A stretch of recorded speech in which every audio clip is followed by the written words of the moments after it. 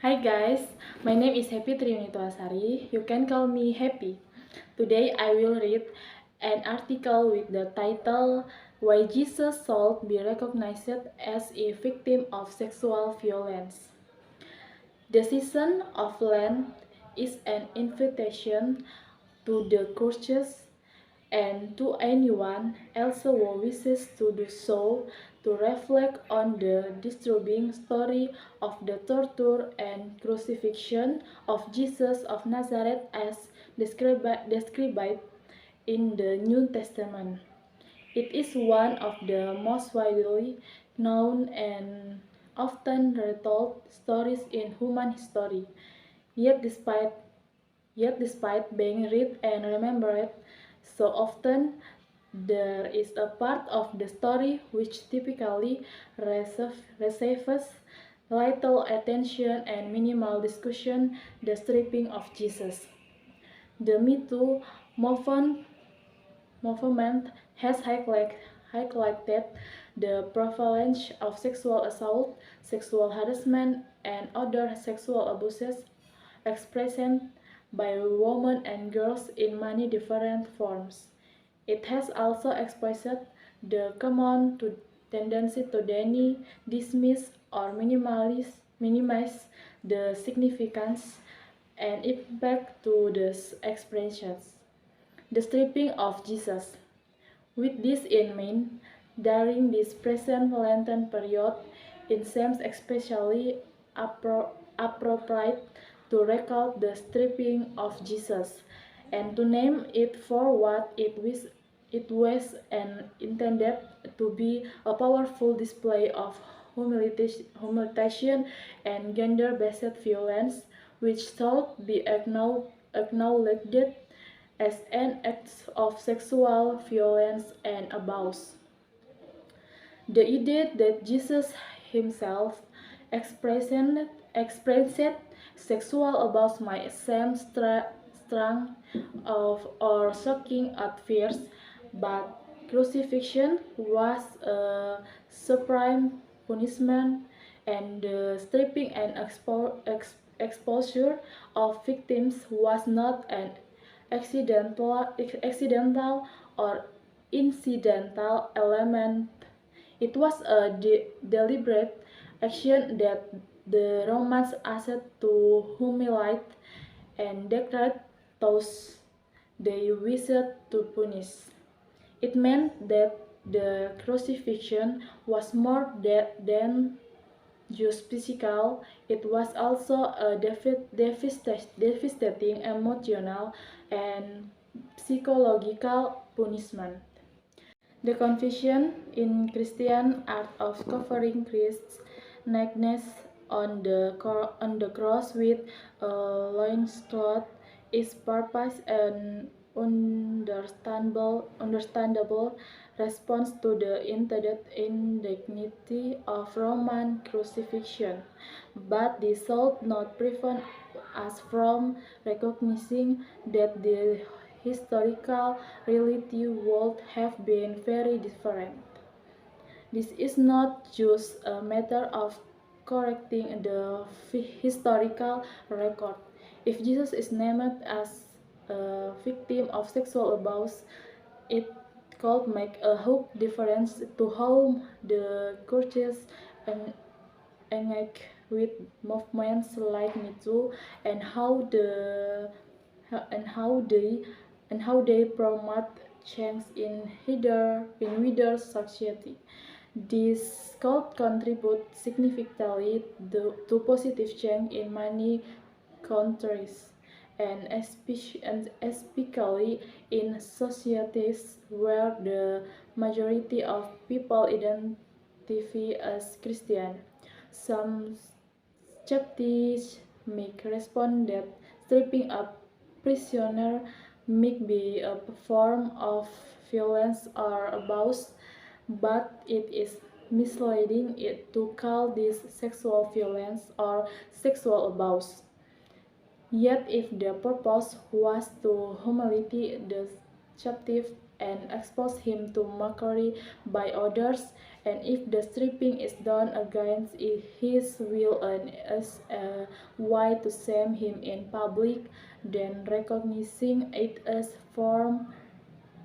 a form of sexual violence or sexual abuse seems entirely justified. The way that the stripping of Vercingetorix, king of the Arverni, is depicted in the first episode of the first series of the HBO series Rome is an example of this.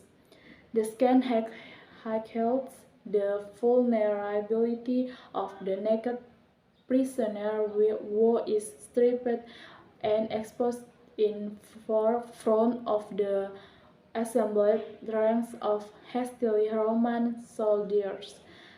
The power and control of Roman power is contrasted with the vulnerability and forced submission of the prisoner.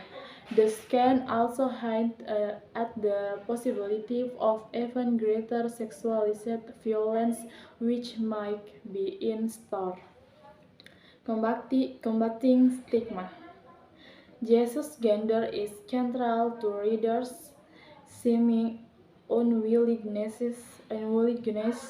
to recognize the sexual abuse to which he is subjected. Analysis of the gendering of nakedness by Margaret R. Miles demonstrates that we view male and female nakedness differently.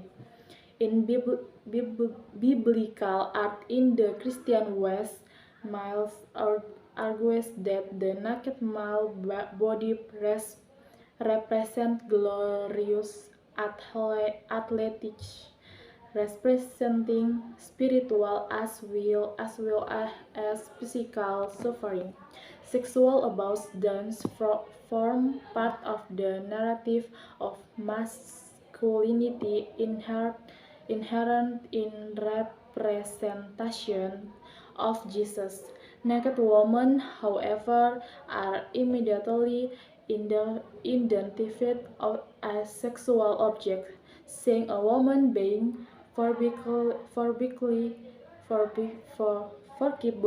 stripped then might be more recognizable as sexual abuse than the stripping of Jesus in the Gospels of Matthew and Mark.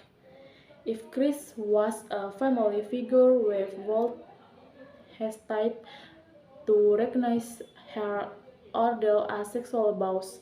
Some present-day Christians are still reluctant to accept that Jesus was a victim of sexual violence and seem to consider sexual abuse as an exclusively family expression.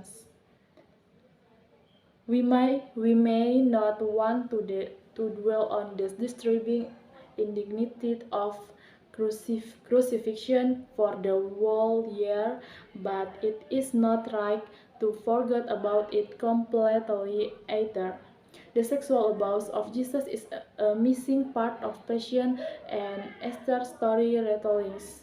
It's appropriate to recognize Jesus as a victim of sexual violence to address the continuing stigma for those who expressed sexual abuse, especially men. Loan offers a period in which this stark reality of crucifixion might be recalled and connected to the important questions that movements like Me Too are raising for the churches and for wider society. Until we acknowledge the sexual abuse of the perhaps we'll be more willing to acknowledge sexual abuse in our own context.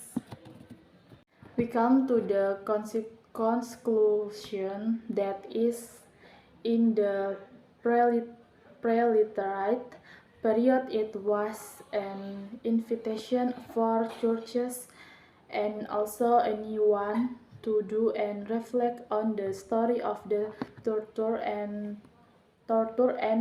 crucifixion of Jesus from Nazareth, which is explained in the New Testament. But even though it is often read, there are parts of the story that can get attention of and be discussed about the stripping of Jesus. This means that the crucifixion of was more than just physical but an emotional and physiological punishment that called the story. There are some Christians today who still lack a acceptance if Jesus was a victim of sexual violence, that this behind the sex of Jesus is at the heart of the reader's reluctance to acknowledge the sexual abuse he expressed. It is said that if Jesus was a woman, the readers would no longer hesitate to admit her suffering as sexual harassment. The sexual abuse of Jesus was a missing part of the story of the Passion and Esther. The confession rightly addresses the continuing stigma for those who have experienced sexual abuse. The clue is mild. Thank you. Thanks for watching. God bless you guys.